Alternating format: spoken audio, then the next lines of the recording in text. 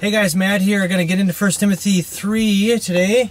Yesterday we looked at 1 Timothy 3:9 and how the deacon must hold the mystery of the faith with a clear conscience. And we looked at this mystery of the faith. What is it? What is the mystery of godliness? What's it all about? And we found that in Colossians 1:24 through 29.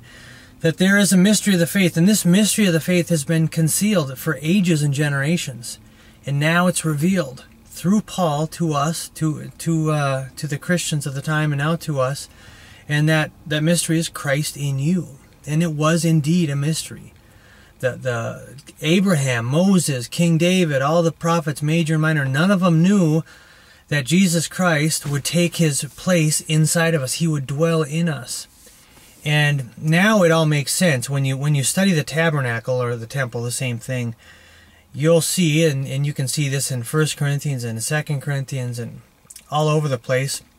I believe maybe 7 times maybe it's mentioned that we are now the temple of the living God. And we have a body, we have a soul, and we have a spirit. And Jesus Christ takes his rightful place in our spirit because God is spirit, and he wants us to worship him in spirit and truth.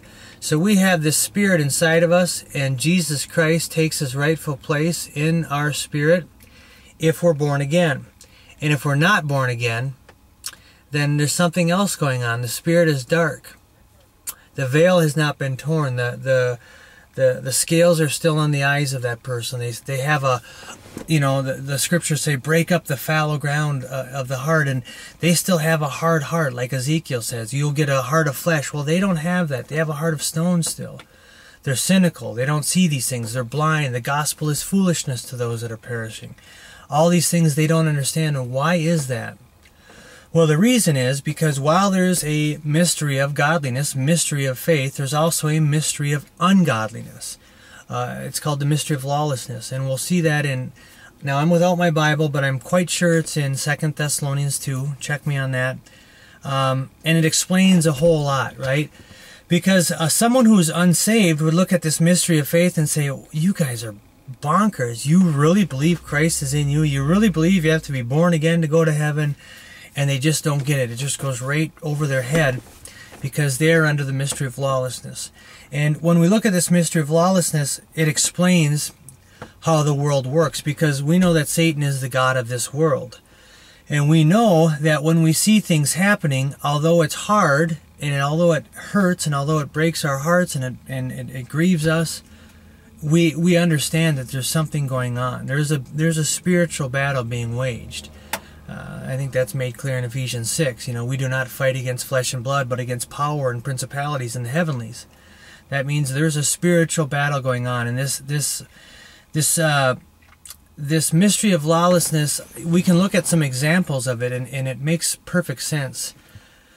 Take abortion, for example. How in the world could any person, any human being, think it's okay to suck a living being made in God's image, crafted by God himself?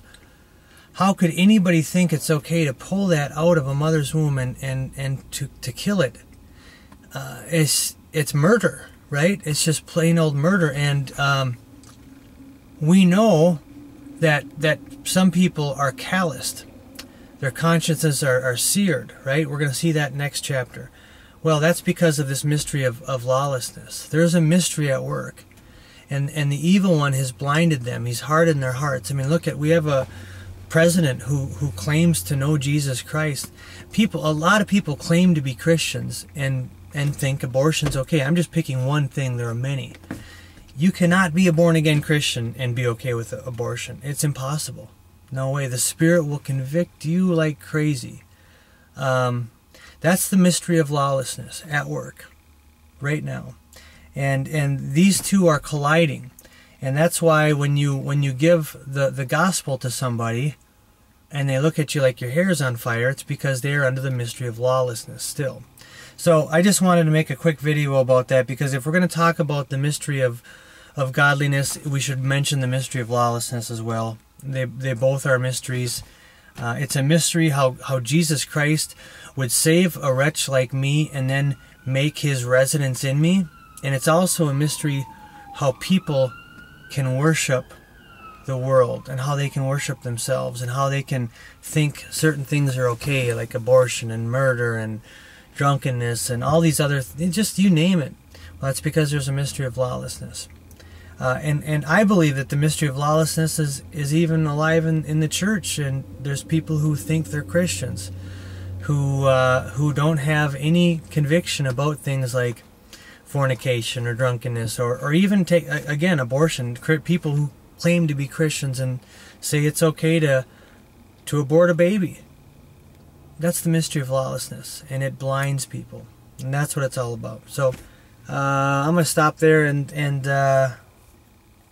tomorrow we'll look at verses 14 and 15, which are powerful verses. Thanks.